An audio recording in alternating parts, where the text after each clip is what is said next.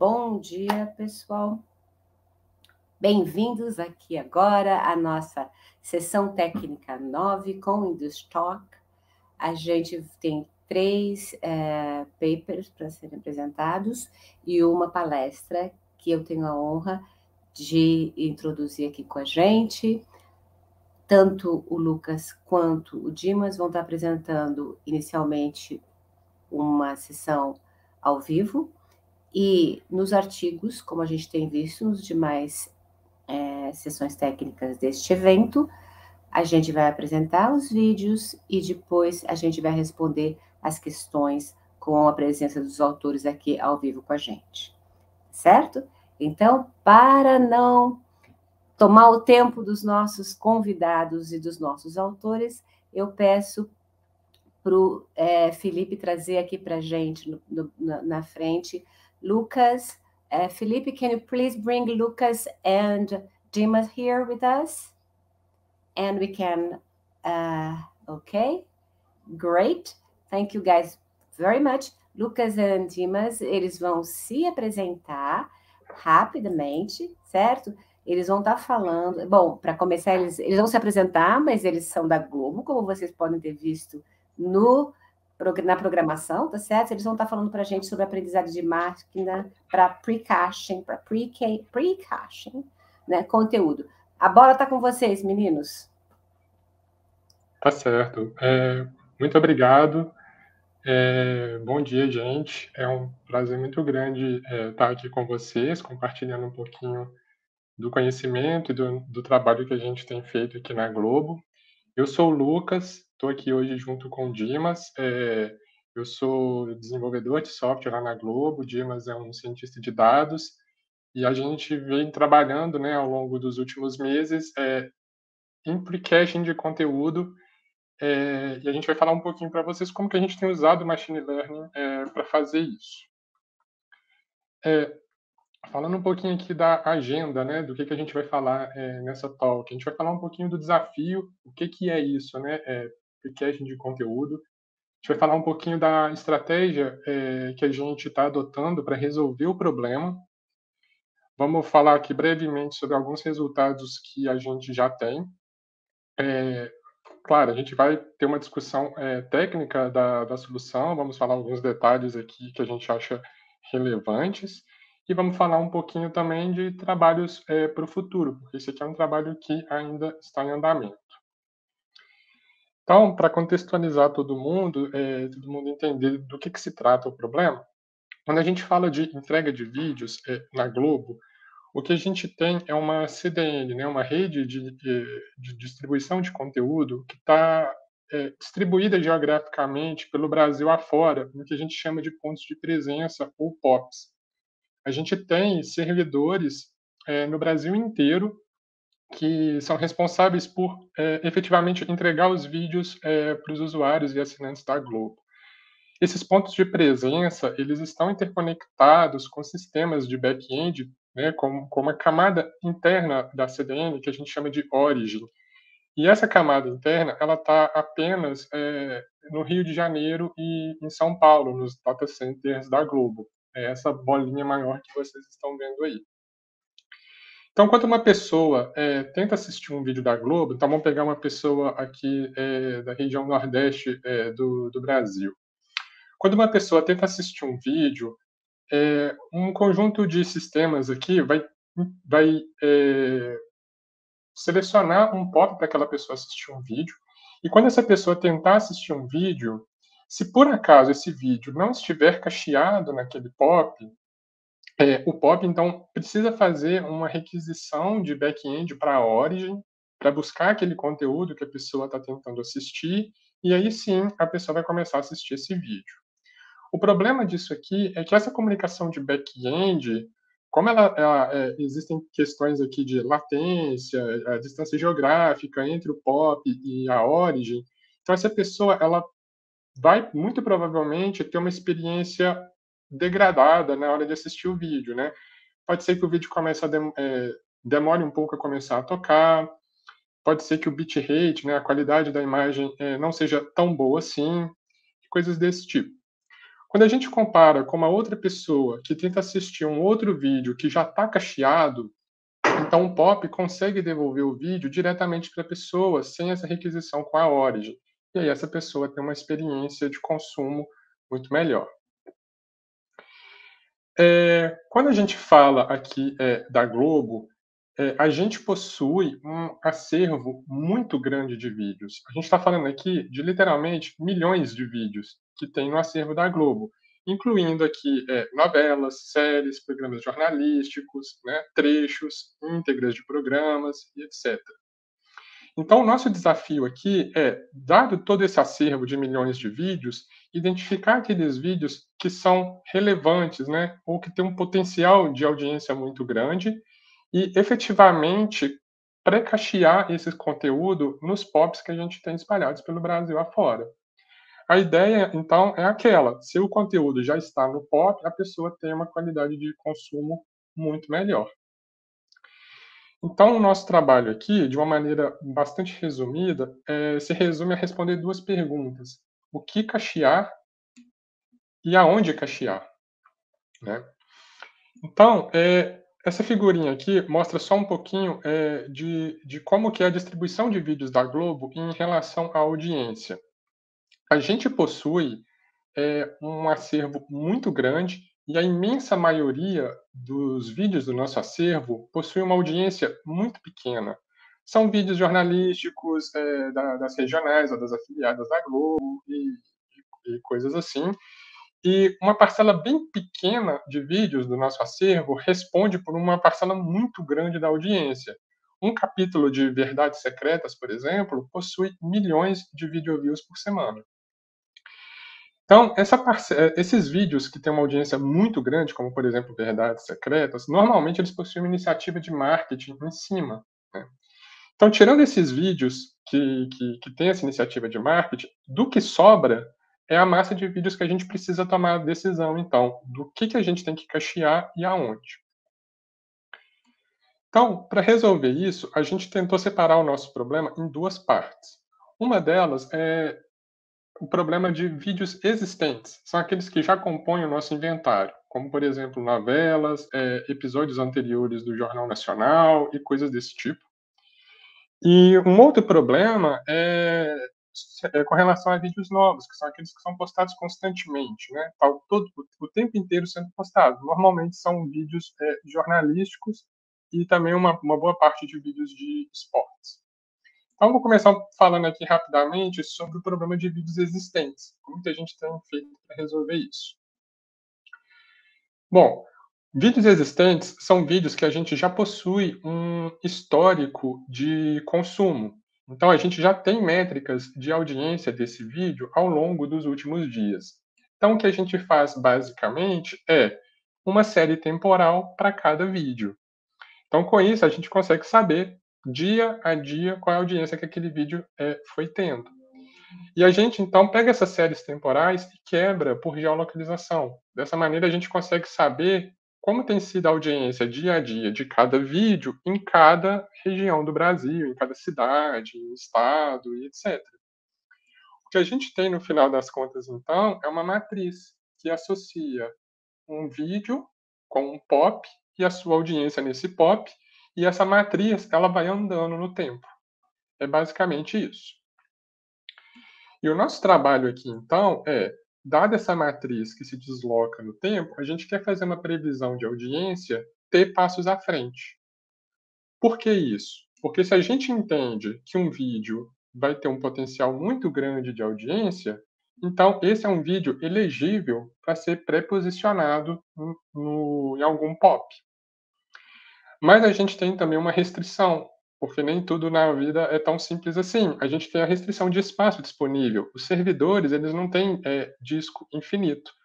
Então, dado um acervo de vídeos que são elegíveis para pré-posicionar, a gente tem que selecionar ainda aqueles que efetivamente cabem no servidor. Então, a gente tem um segundo, como se fosse um segundo nível de corte, né? Então, de uma maneira extremamente resumida, né, a gente quer, para cada vídeo, a gente gostaria, né, de, baseado no passado, dizer qual que é a previsão de audiência futura.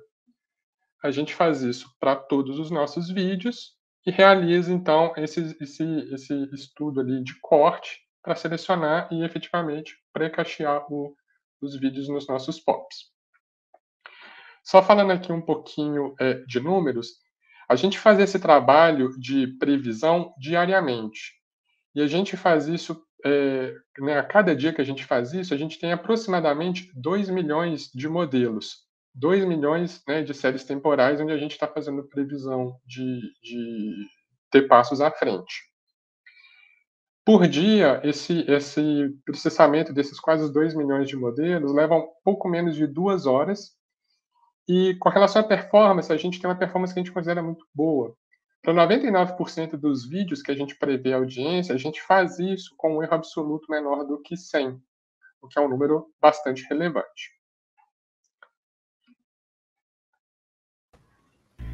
Bom, então, dando continuidade, né, a esse raciocínio, a gente também tem que tratar o caso de vídeos que não têm histórico, que são o que a gente chama de vídeos novos, né?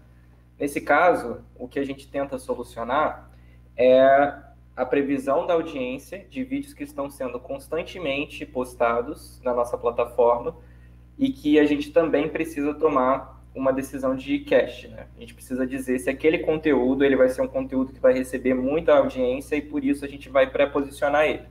Nesse caso, como a gente não tem histórico, né, o que a gente faz é pegar os metadados associados a esse vídeo, como, por exemplo, o título desse vídeo, as tags associadas a ele, o número de palavras que foram preenchidas, o tempo de duração e etc. E aí a gente relaciona todos esses metadados com a audiência do vídeo, através de um modelo de machine learning que a gente construiu. E aí o nosso desejo é tentar entender o comportamento, né? Qual é a relação entre esses metadados e essa audiência.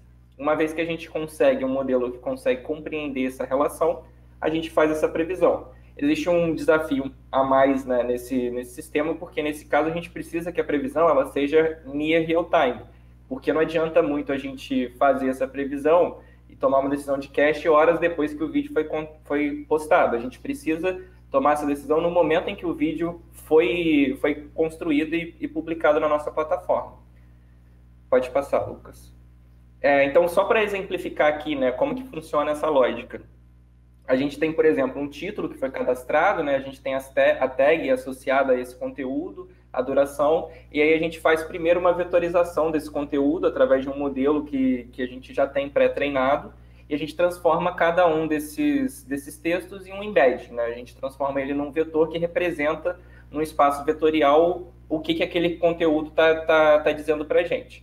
E aí, em cima dessa transformação vetorial, a gente consegue compreender a relação entre a audiência e o vídeo, e a gente tem uma performance relativamente boa, né, de previsão de audiência para esses vídeos novos.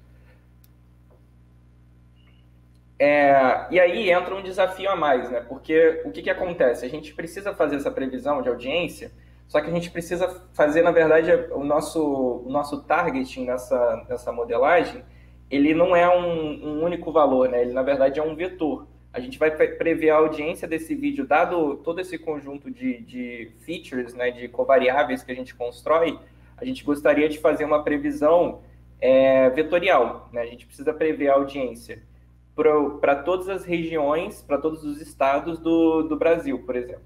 Inicialmente, a gente tinha uma previsão que fazia só para o Brasil, então a gente tinha um único target, que é, dado esse texto aqui, dado esse conteúdo, a minha previsão de audiência total para o Brasil vai ser essa, mas no segundo passo a gente tem essa previsão sendo feita vetorialmente, né, para todas as regiões. Porque a gente acredita, e é a principal hipótese desse trabalho, né, que a gente consegue entender audiências diferentes em regiões diferentes do Brasil, dependendo do conteúdo. Por exemplo, existe muito conteúdo regional na Globo que está sendo postado e que a gente tem o desejo de fazer o pré-posicionamento em locais específicos do Brasil. Mesmo que ele tenha uma audiência total muito grande, pode ser que essa audiência total esteja concentrada numa região só. E aí entra justamente a otimização que a gente quer fazer do nosso conteúdo.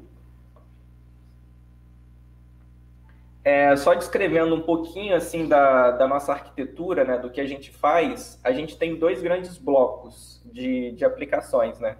a gente fica escutando constantemente a nossa API de publicação dos vídeos, que tem os nossos metadados, né? E aí, uma vez que a gente recebe um sinal de que esse vídeo, que um vídeo novo foi postado, a gente bate nessa API, pega os metadados que a gente precisa e faz a previsão e salva essa previsão num banco de dados, que a gente utiliza o BigQuery para isso. E, ao mesmo tempo, a gente dispara um sinal para o nosso agente que vai lá e vai fazer o cache. Separado disso, a gente tem uma segunda aplicação, né, que também faz a mesma coisa, só que para vídeos existentes, que foi a parte que o Lucas exemplificou. Nesse caso, a gente tem uma previsão que é feita diariamente, né? Então, no início do dia, a gente vai lá, faz todas as previsões e deixa essa informação armazenada. E aí, para pegar toda essa informação que a gente gera, né, a previsão das audiências dos vídeos existentes, dos vídeos novos, a gente tem essa pre-caching API, que vai, de fato, ativar os agentes e vai, literalmente, posicionar o conteúdo nas nossas POPs. E aí a gente consegue ter esse conteúdo já cacheado antes de receber muito assédio dos usuários. Aqui a gente vai falar um pouquinho sobre as principais evoluções do nosso projeto, né? Do que a gente está trabalhando. As duas principais evoluções que a gente entende, elas são definir uma equação a ser otimizada para o problema, porque, como o Lucas exemplificou, né, a gente tem um desafio à parte interessante, que é justamente as restrições, as constraints que tem no nosso problema. A gente tem uma restrição de espaço, a gente tem uma restrição de rede. Então, pode ser que um vídeo que seja muito popular, ele ocupe, na verdade, muito espaço. E aí seja mais inteligente a gente não fazer o cache desse conteúdo, mas fazer o cache de repente, outros 10 conteúdos que ocupariam o mesmo espaço e somariam uma audiência maior. Então, o que a gente quer, na prática, o que a gente quer otimizar, né, é a audiência total que a gente vai associar a esses vídeos, restrito a essas constraints, como, por exemplo, o espaço e o throughput da rede. Isso pode ser endereçado, por exemplo, com métodos de otimização discreta, enfim, de programação linear, que a gente consegue tentar definir uma equação e otimizar esses parâmetros. A outra coisa que a gente gostaria de fazer é a construção de um modelo que consegue lidar com todas as informações, né? Que consegue lidar tanto com vídeos novos quanto com vídeos existentes. E aí, nesse caso, a gente gostaria de ter um único modelo que consegue entender a audiência histórica desses vídeos, no caso de vídeos que possuem audiência histórica, endereçar essa relação com a audiência prevista e, ao mesmo tempo, ter um segundo bloco de metadados que vão ser usados para fazer as previsões. E aí, nesse caso, esses metadados, eles existem para ambos os vídeos. Eles existem tanto para os vídeos que já existem, quanto para os vídeos novos. Então, no caso de vídeos que já existem, a gente enriquece a nossa previsão. No caso de vídeos novos, a gente basicamente continua com a nossa mesma capacidade de previsão. Então, a gente entende que faz sentido ter um único modelo que contempla os dois problemas. Então, falando um pouquinho só sobre o que seria essa definição da equação, né? A gente teria, por exemplo, a gente gostaria de otimizar a soma total, né? Isso, sumiu o slide. A gente gostaria de otimizar essa soma total de audiência dos vídeos, restrita a essas constraints que eu acabei de citar. A gente também seria interessante, por exemplo, a gente associar a variância ali, por exemplo, associar a variância dos vídeos, da nossa previsão, né, como uma penalização nessa audiência. Pode passar, Lucas. E aí, sobre vídeos novos, né, só para finalizar, o que a gente gostaria de fazer, por exemplo, é ter um único modelo, como uma RNN, que soma as duas informações, como eu comentei. Só para fechar, né, a gente teve recentemente um artigo aceito na Connect, justamente sobre parte desse trabalho, sobre a parte de vídeos novos, né? A gente teve uma contribuição interessante no ponto de vista acadêmico, porque a gente soluciona um problema de cache sem nenhuma interação dos usuários, né? A gente não precisa de interações dos usuários para decidir se a gente vai fazer o cache ou não. E aí a gente ficou bem feliz com o resultado de ter um artigo aceito. Também vai para a biblioteca da CM, a gente ficou bem contente. É isso.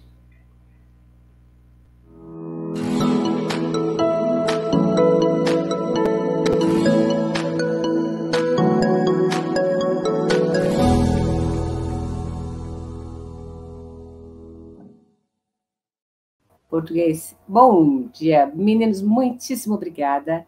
Foi muito legal, parabéns pela apresentação, estava animado, deu para pegar aí. Bom, todo mundo entendeu com certeza o problema e os bons e os ótimos resultados que vocês chegaram a respeito inclusive dessa inovação, né? Vocês têm muitos dados, né? Então, a gente não conseguiu ainda, não recebi aqui perguntas da audiência, nem dos meus colegas aí que estão na sessão. Eu gostaria de saber de vocês, primeiro, vocês têm muitos dados, né? Acho que vocês têm um problema, não é nem... A quantidade de dados que vocês têm chega a ser problema, porque são muitos para vocês aprenderem os modelos que vocês utilizam?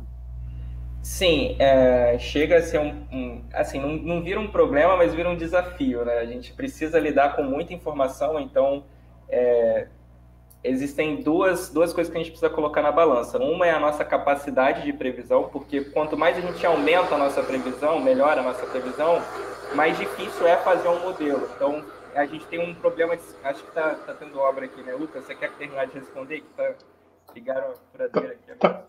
Tá dando para te escutar, Dimas. Tá legal.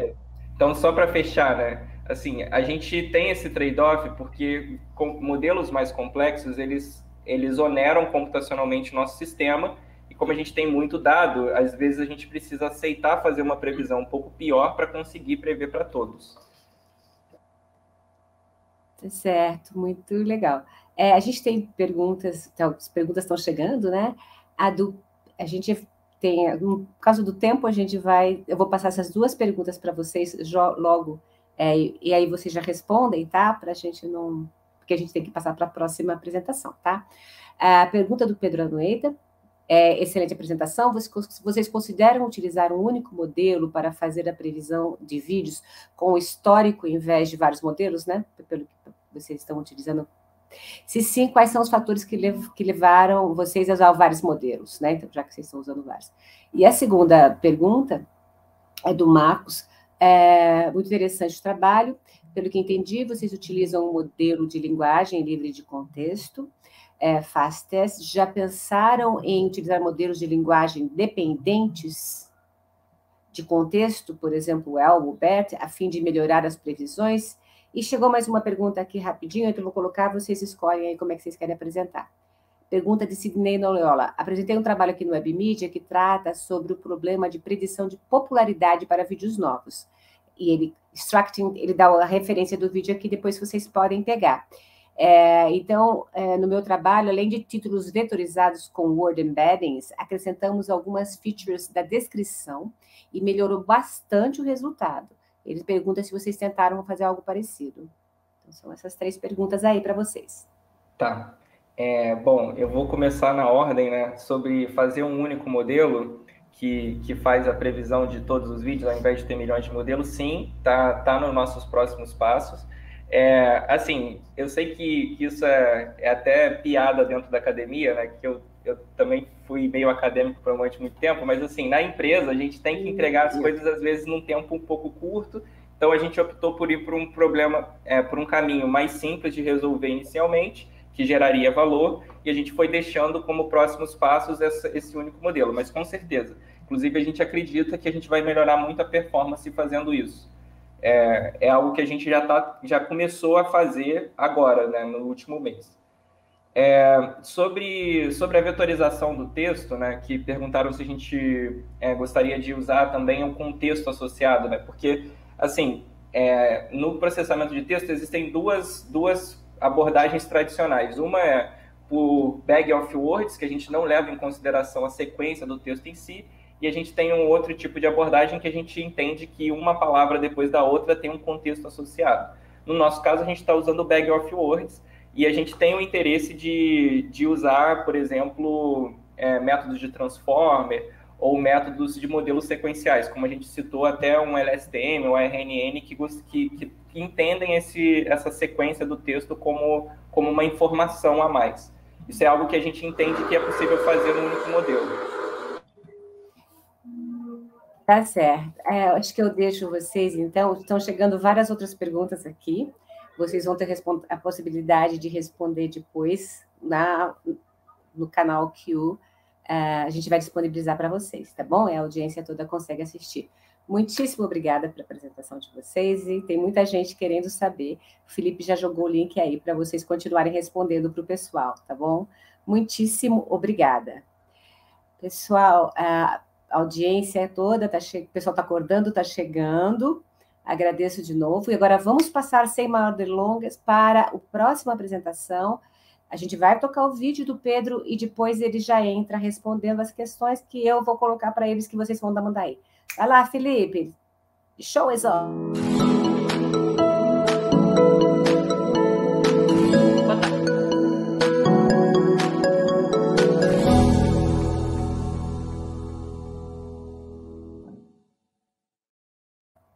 Boa tarde. Meu nome é Pedro Almeida, sou integrante do Laboratório Telemídia e sou aluno também de mestrado da PUC-Rio.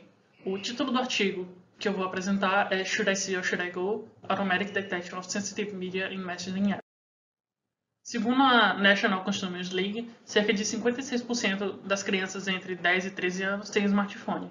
E, atualmente, mais recentemente, imagina-se que esses números só tenham aumentado.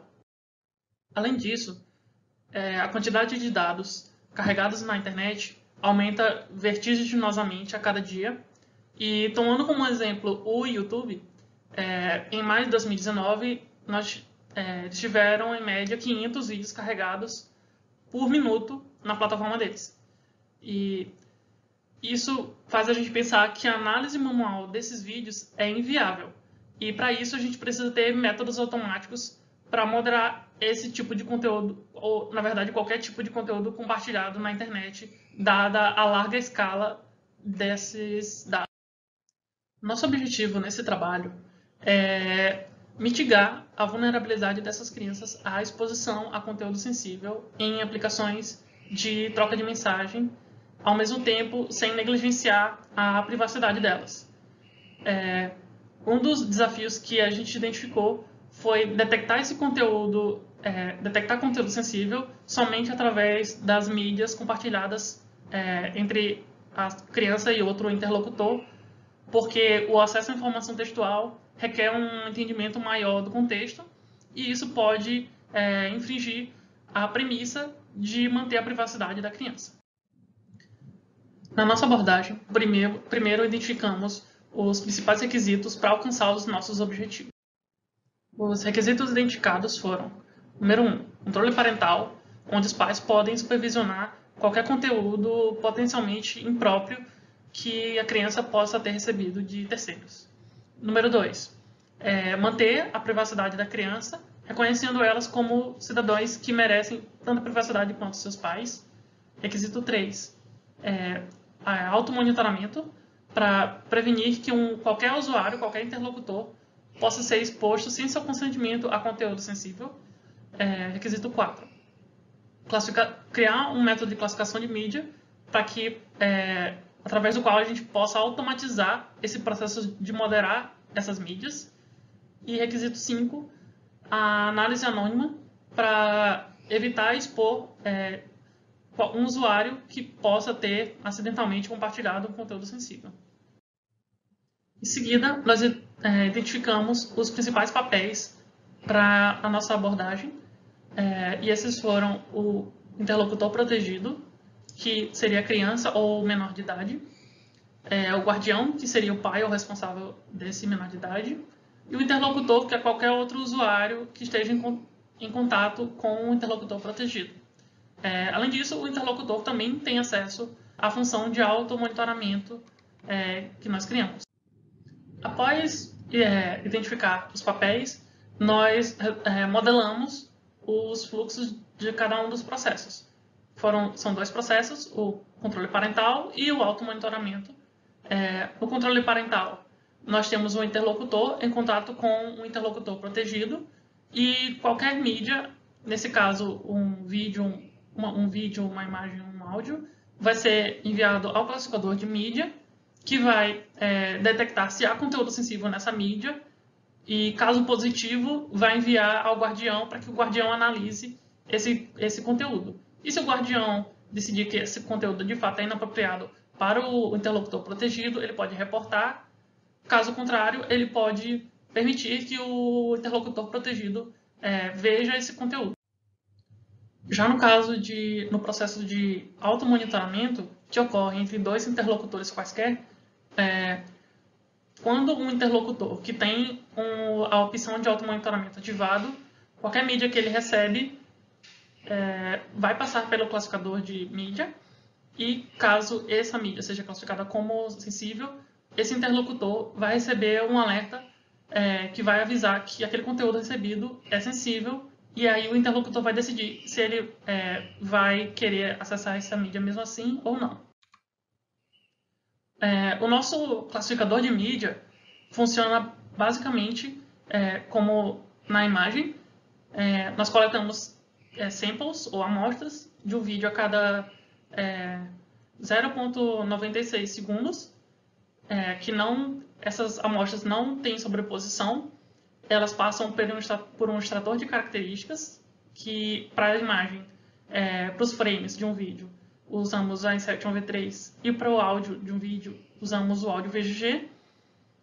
Passam por um processo de agregação de features, em que todas essas amostras vão ser agregadas em um só vetor de características, e por fim vão para o seu respectivo classificador de conteúdo sensível. Nesse caso, para vídeo, nós usamos a Support Vector Machine, a SVM, para fazer essa classificação binária entre sensível e não sensível.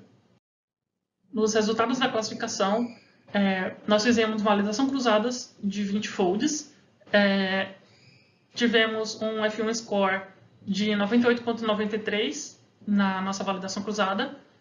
E no nosso conjunto de teste, nós tivemos um score de 98,94 para conteúdo sensível e 98,95 para conteúdo próprio ou adequado.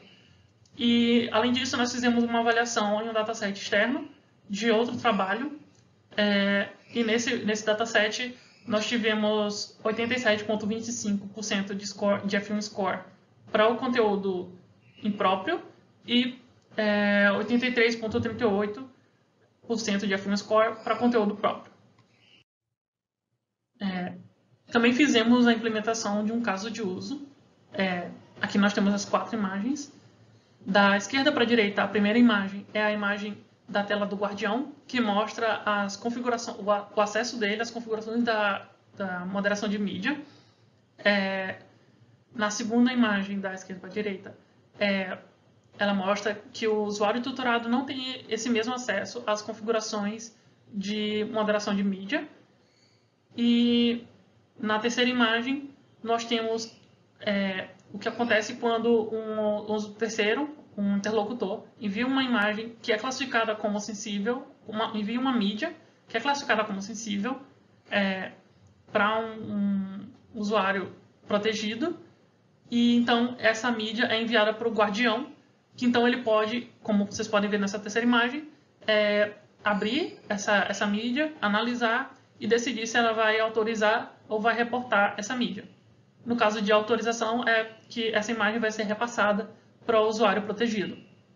E na quarta imagem, nós temos o exemplo de automonitoramento, em que a pessoa estava tendo uma conversa e quando ela recebe uma mídia que é classificada como conteúdo sensível, ela recebe um alerta, então ela pode decidir se ela vai querer ver aquela mídia ou não. Em conclusão, nós propusemos uma ferramenta de controle parental, tendo em mente a privacidade da pessoa protegida. Nós também criamos uma ferramenta de controle que detecta conteúdo sensível e que pode ser embarcada em uma aplicação mobile em que possa haver compartilhamento de mídia.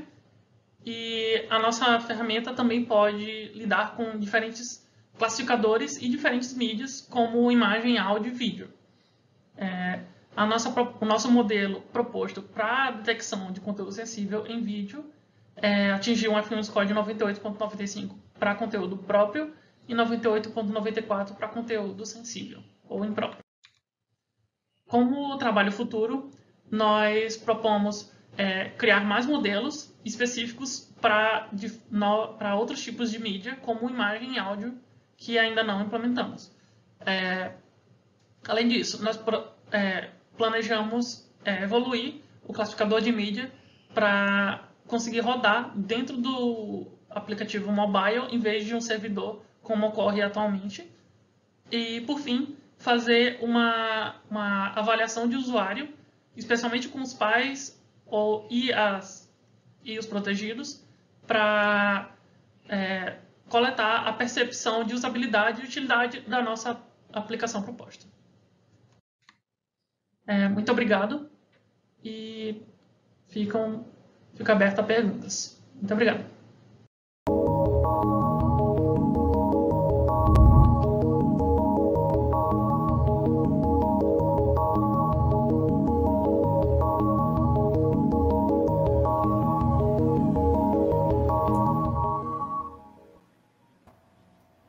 Bom dia, muito obrigada, Pedro. Vou correr aqui com as perguntas que já estão chegando. Eu vou garantir uma para mim primeiro. Pedro, eu fiquei na dúvida em relação ao seu trabalho, quando você fala do direito das crianças, né, também como cidadãs. Bom, os pais responsáveis são chamados pais responsáveis, porque eles são responsáveis, né, também. Então, eu não entendi do seu modelo, também eu li o artigo, vocês têm pesos diferentes porque, em relação à privacidade de criança, em relação à privacidade dos pais ou responsáveis? Qual que é a ordem? Basicamente, a gente não fez, por exemplo, a diferença entre os pais e a criança é só que os pais podem, a única diferença é que quando receber um conteúdo impróprio, vai ser reportado a essa conta dos pais. Porém, quanto a a questão de, por exemplo, se foi isso que você estiver perguntando, quanto à questão de detecção de conteúdo sensível, tanto para os filhos quanto para os pais, não muda. Caso os pais escolham ter o próprio monitoramento de conteúdo sensível no próprio aplicativo 100%. Deles, é o mesmo. Então, é só para quem vai ser reportado. Entendi. Tá certo. A gente tem uma pergunta aqui, ó. O Pedro, esqueci de ligar o cronômetro, grande graça. Desculpa, o Marcos está perguntando aqui, parabéns pela apresentação. Pelo que eu entendi, você utiliza um algoritmo binário, né, o SVM. Então, você tem que rotular exemplo das duas classes. Já que você pensou em utilizar o aprendizado de máquina baseado em uma única classe, One Class Learning, nele você só rotula sua classe de interesse, no seu caso, conteúdo sensível, e o algoritmo responde se é sensível ou não. Assim, diminui o esforço de rotulação do usuário.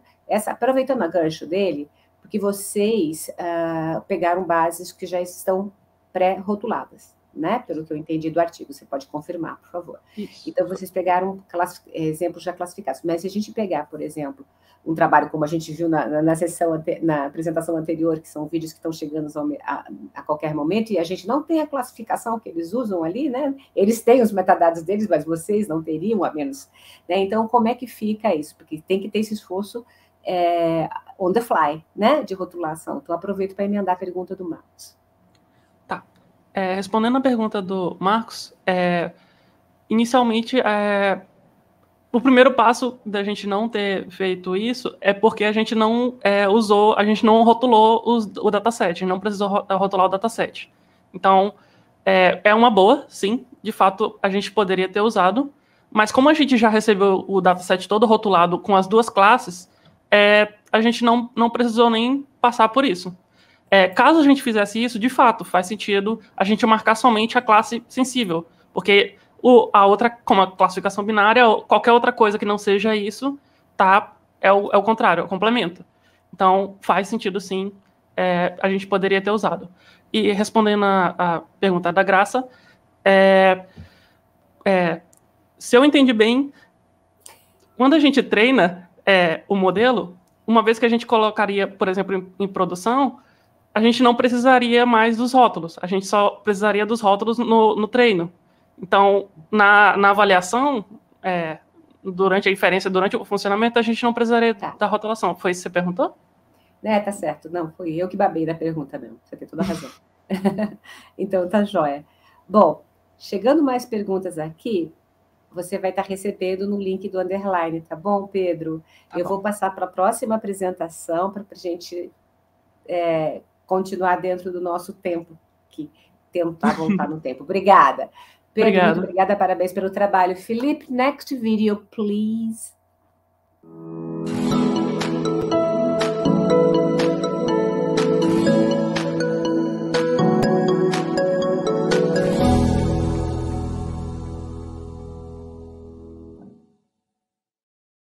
Meu nome é Marcos Golo e eu venho apresentar para vocês o meu artigo aceito no WebVidia 2021, intitulado Learning Textual Representations from Multiple Modalities to Detect Fake News Through One-Class Learning. A detecção de notícias falsas ela pode ser representada por um processo composto de 3 etapas: a coleta e a rotulação de notícias, o pré-processamento e a classificação das notícias. Geralmente, a classificação de notícias falsas é realizada através do aprendizado de máquina binário, em que, na primeira etapa do processo de detecção de notícias falsas, você deve rotular notícias falsas e reais. E na última etapa, que é a classificação, uma nova notícia vai ter uma dessas classes atribuída a ela. Entretanto, esse tipo de aprendizado de máquina tem algumas limitações, como a sua limitação em cenários desbalanceados, como o cenário de notícias falsas, e o esforço de rotulação do usuário, em que ele vai ser maior, porque as notícias reais possuem um amplo espectro e o aprendizado de máquina necessita de uma quantidade significativa de notícias reais para poder aprender. Vale ressaltar que o processo de rotulação é um processo custoso. Por outro lado, pode-se fazer uso do aprendizado de máquina baseado em uma única classe, também conhecido como One-Class Learning. Esse tipo de aprendizado pode sanar as limitações do aprendizado de máquina binário. No aprendizado de máquina baseado em uma única classe, o algoritmo aprende somente com os dados da classe de interesse, ou seja, com uma única classe, como por exemplo notícias falsas. Dessa forma, o algoritmo vai classificar uma nova notícia como pertencente à classe de interesse ou não.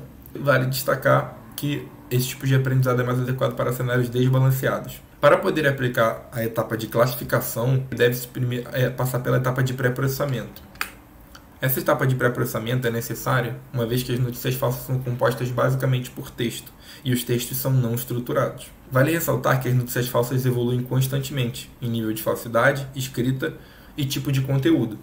Portanto, modelos de representações cada vez mais robustos devem ser aplicados para que exista um aprendizado satisfatório. Geralmente, na literatura, utilizam métodos de representação baseados em conteúdo. Então, eles focam nas palavras-chave ou até na semântica do texto, ou seja, geradas embeddings para representar as notícias falsas.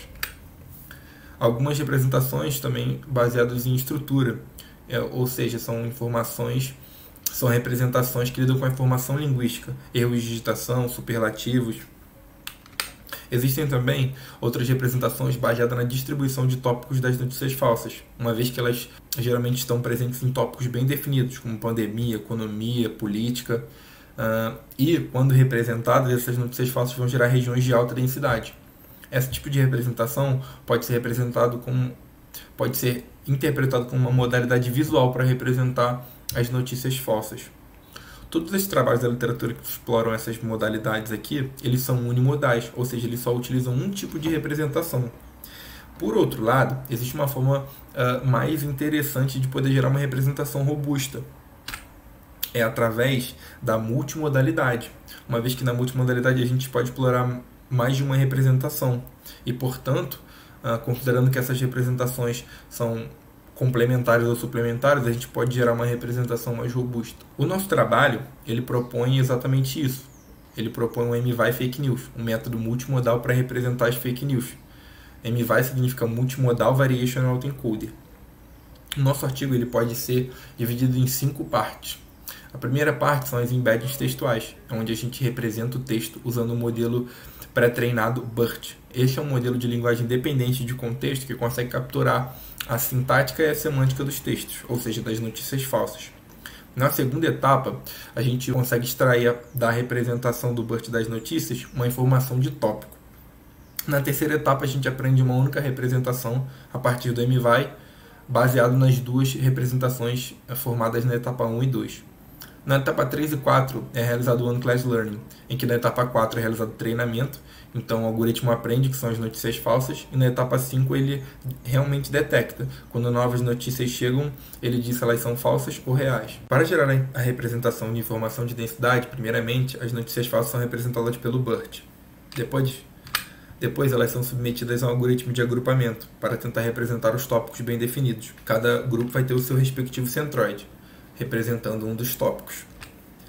Quando novas notícias chegarem, espera-se que as notícias falsas estejam associadas a algum dos tópicos, ou seja, estejam próximos a um dos centroides, e as notícias reais provavelmente não. Dessa forma, é possível usar uma medida de silhueta para poder extrair esse padrão de comportamento, uma vez que a medida de silhueta ela utiliza a distância até o centroide mais próximo e a distância até o centroide do grupo mais próximo. O padrão aqui extraído vai ser que as notícias falsas que estão mais próximas do centroide vão ter uma silhueta maior, e as notícias reais que estão mais longe dos centroides vão ter uma silhueta menor.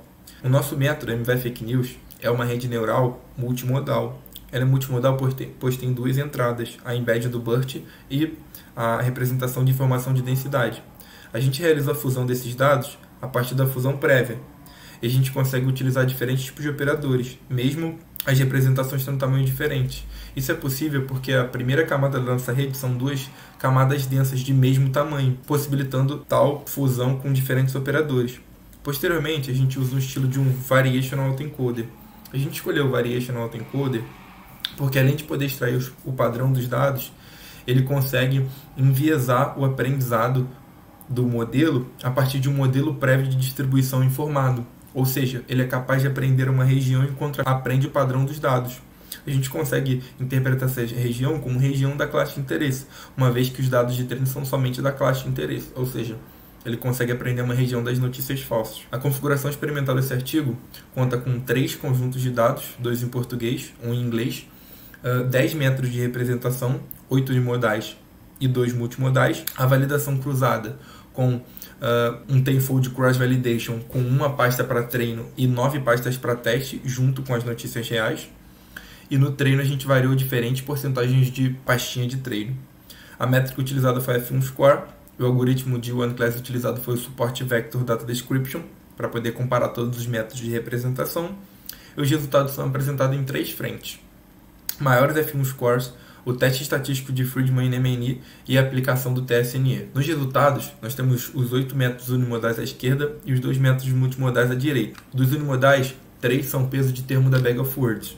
Um é o BERT, um é a representação de informação de densidade, outro é o LILC, uma ferramenta que extrai informação linguística dos textos, e por fim um Variational Autoencoder e um Autoencoder, que tem como entrada o BERT.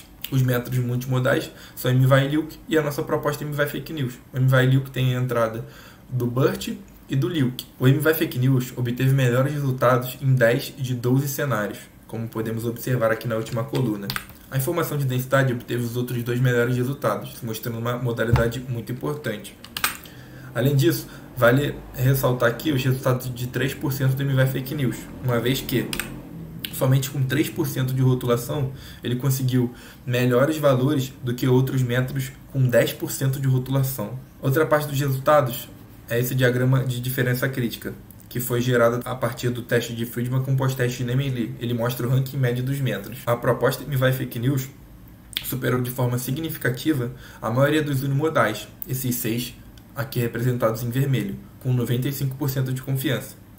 Os métodos em que ele não conseguiu diferença estatisticamente significante, pelo menos ele se mostrou competitivo, uma vez que ele obteve o melhor ranking médio. Aqui é a aplicação do TSNE nas representações de cada um dos métodos. Aqui é um zoom no resultado do MVI Fake News.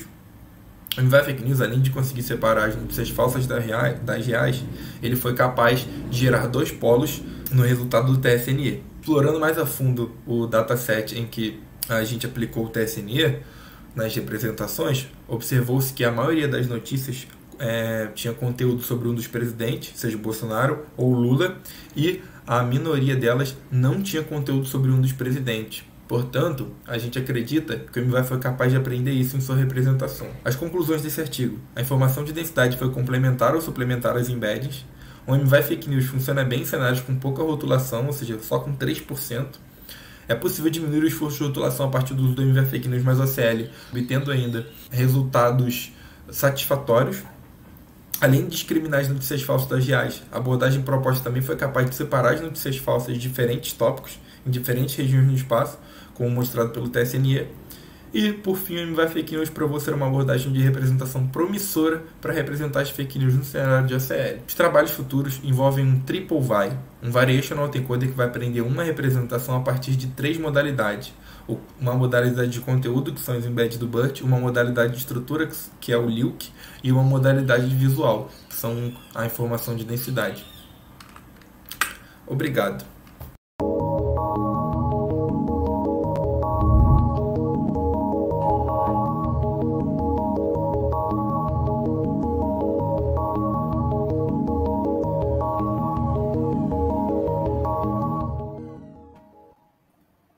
Oi, pessoal. Muito obrigada, Marcos. Super interessante o trabalho. Eu tenho perguntas, mas eu vou deixar para a audiência que já está chegando aqui, senão eu monopolizo. Pergunta do Alan Guedes. Oi, Marcos, parabéns pelo trabalho. Tópico super atual. Além da densidade, que outra modalidade você utiliza ou cogita utilizar? Faria sentido utilizar também algo do grafo de compartilhamento, por exemplo, do WhatsApp? Oi, Alan, tudo bem? Então, você fez a pergunta antes dos trabalhos relacionados, né? Que é dos trabalhos futuros, desculpa, que é exatamente isso. A gente quer explorar mais modalidades e criar um triplo, um quádruplo, por exemplo. Como terceira modalidade, a gente pensou em utilizar o LILC, que consegue capturar sintática, semântica com estruturas linguísticas, mas é possível também utilizar outras modalidades. Em relação ao grafo de compartilhamento, a gente não pensou, mas pode ser uma boa. O que a gente fez um teste inicial foi com a fonte das fake news. Entretanto, enviesou demais o modelo, uma vez que as fontes de fake news eram sempre uma e as fontes de notícias reais eram sempre outra. Isso enviesou o modelo, a gente descartou essa modalidade.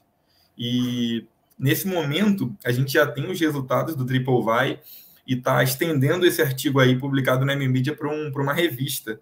Está em fase final, e aí o Triple VAI foi capaz de vencer o MVAI em algumas coleções textuais. Tá certo. O Leonardo também chegou a pergunta aqui, do Leonardo Rocha. Excelente, Marcos. Minha questão é com relação ao processo evolutivo do conteúdo das notícias falsas. Cada dia é um novo tema, uma nova modalidade, uma nova estrutura. Com esses métodos, como esses métodos se adaptariam a essas mudanças? Eu vou aproveitar e vou emendar a minha pergunta principal aqui, que é o seguinte: a gente tem, hoje em dia, as pessoas que produzem desinformação, né? Elas estão cada vez mais letradas em como os nossos próprios algoritmos identificam as informações. Elas estão escrevendo com um estilo cada vez melhor, um estilo cada vez mais apropriado, né? Engana, de maneira a ficar cada vez mais próxima em termos de estilo linguístico, em termos de vocabulário, em termos de estrutura, acredito, estrutura cada vez mais próximas de linguagens reais, de notícias verdadeiras. Então, como é que em termos de algoritmo, vocês conseguem identificar essa evolução? Vocês pensaram, foi feito esse tipo de tratamento? Isso aqui é de antigamente, essa aqui é a mais recente, esse aqui é para onde o pessoal está fazendo agora? Aproveitar e emendar. Vamos lá primeiro para do Leonardo. Então, a gente está tentando tratar exatamente esse problema, que essa evolução das notícias falsas é um problema, é uma limitação que qualquer método que vai detectar notícia falsa vai sofrer com isso. Como a gente lidou? Tentando não, né? A gente propôs um método mais robusto, aprende com mais modalidades. Dessa forma, é possível aprender uma representação que vai conseguir capturar essas características que a Graça mencionou, por exemplo. Então, por exemplo, a nossa de densidade captura o tópico. O BERT vai capturar a semântica.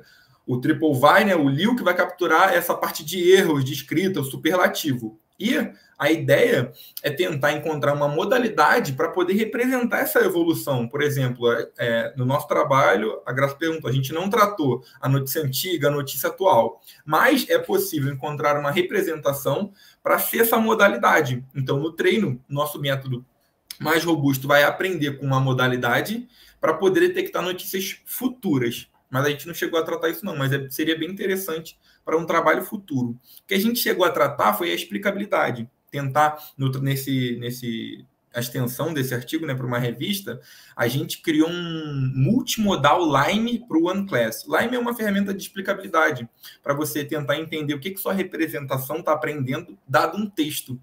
E a gente conseguiu confirmar que a densidade captura um tópico e o BERT é semântica. Então, encontrando uma modalidade para representar essa diferença entre as mais atuais, as mais antigas, ou as melhores escritas, a gente pode aplicar esse multimodal Lime baseado no OneClass para poder mostrar essa explicabilidade. Ó, essa modalidade aqui capturou e conseguiu entender que essa daqui está tratando de um tópico mais antigo e aquela de um tópico mais atual. Mas é um desafio muito grande encontrar uma modalidade para representar essa diferença e essa evolução, porque é muito constante.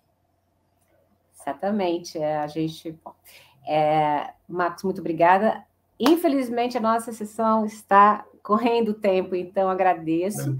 A gente vai passar agora. As perguntas estão rolando aí, você responde lá, hein? Pessoal, vamos, infelizmente, para o nosso último trabalho, mas a gente tem um último trabalho ainda, que o Igor vai apresentar para a gente, é um short paper, o Felipe vai colocar o vídeo e depois a gente vai para as perguntas. Vamos lá, Felipe.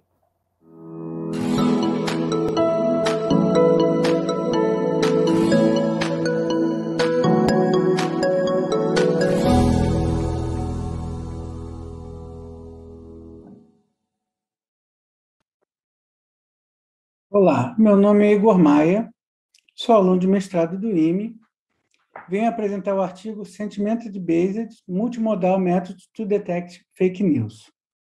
O que veremos hoje na apresentação? A introdução, método adotado, protótipo, resultados, considerações finais e referências. Introdução. Fake news não são novidades, né? Sempre houveram fake news nos meios tradicionais de notícias. Mas com o aumento dos meios digitais de divulgação de notícias, MDDN, principalmente redes sociais, a velocidade de propagação e o âmbito de pessoas atingidas tem aumentado de forma exponencial, o que gera uma necessidade de combater e detectar fake news de forma automática, ultimamente sendo utilizado algoritmos de machine learning e deep learning para isto. Dentre as abordagens utilizadas, nós escolhemos a baseada em análise de sentimentos, pois tem mostrado resultados promissores. A análise baseada em sentimentos está dividida em polaridades, onde a gente detecta se um texto tem características positivas, neutras ou negativas, ou emoções do texto, né? As 5 emoções básicas existentes na psicologia: alegria, afeto, medo, tristeza e raiva. Então, nós encontramos uma lacuna de trabalho, né? Nós notamos que dentro da análise de sentimento só estava sendo abordado o tratamento do texto e não das imagens contidas nas notícias. Então, nós postulamos a seguinte hipótese: conseguimos melhorar essa detecção agregando métodos multimodais, ou seja, texto mais notícia?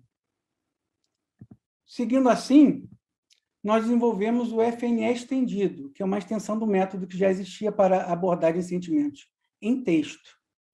E agregamos a ele a imagem, onde cada notícia N minúsculo contida em N maiúsculo passa a ter agora não 2 mais, mas 3 atributos. Assim, texto, imagem e o rótulo, dizendo onde a notícia era fake ou não para treinamento do modelo. Então, segue o gráfico para demonstrar um pouco melhor o que foi feito. As caixinhas ilustram o que foi adicionado ao método tradicional. Antes você tinha um texto e passava pelo classificador gramatical, tratamento de caracteres específicos, classificador de polaridade e de emoções. Agora, além disso, você tem uma técnica chamada Image Captioning, foi desenvolvida pelo Google, onde você consegue extrair de uma imagem uma frase ou um pequeno parágrafo ilustrando o que acontece naquela foto, que eu vou demonstrar um pouco mais à frente o que é. Isso tudo é junto e passado pelos classificadores, como eu falei. Então, aqui eu vou falar um pouco sobre Image Captioning. Image Captioning é uma técnica desenvolvida pelo Google para fazer a descrição do que está acontecendo numa imagem, como eu falei outrora. Então, como vocês podem ver, através de Deep Learning, eles conseguem dizer, por exemplo, que há pessoas numa feira ao ar livre, há frutas, vegetais. Então, nós utilizamos essa técnica para poder gerar texto para os classificadores já existentes no método tradicional do FNE. O protótipo foi desenvolvido em Python e aqui seguem os resultados obtidos. Nós utilizamos esses algoritmos, o Naive Bayes, KNN, SVM, AdaBust e Gradient Bust. Como vocês podem ver, houve resultados promissores. Apesar de alguns empates estatísticos, nós podemos notar que há indícios que realmente os métodos multimodais podem agregar, sim, valor e gerar métodos de detecção mais robustos. Então, em função do trabalho apresentado, fomos levados a crer que há indícios que os métodos multimodais podem, sim, realmente, como eu falei, gerar modelos mais robustos para a detecção de fake news em português, que foi o recorte que nós usamos para o trabalho. Como sugestões de trabalhos futuros, aplicar isso em outros datasets e, para análise da imagem, não só usar apenas o image caption, mas também extrair o sentimento, tanto a polaridade quanto as emoções, através de técnicas de deep learning. Essas são as referências, e eu fico por aqui e agradeço a atenção de vocês. Muito obrigado.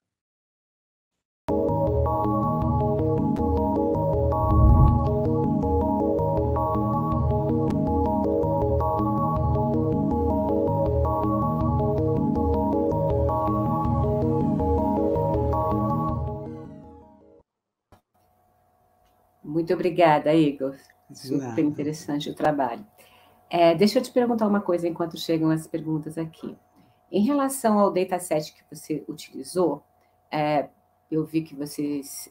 como é que vocês avaliaram, como é que foi avaliada as características do dataset para o problema que vocês têm?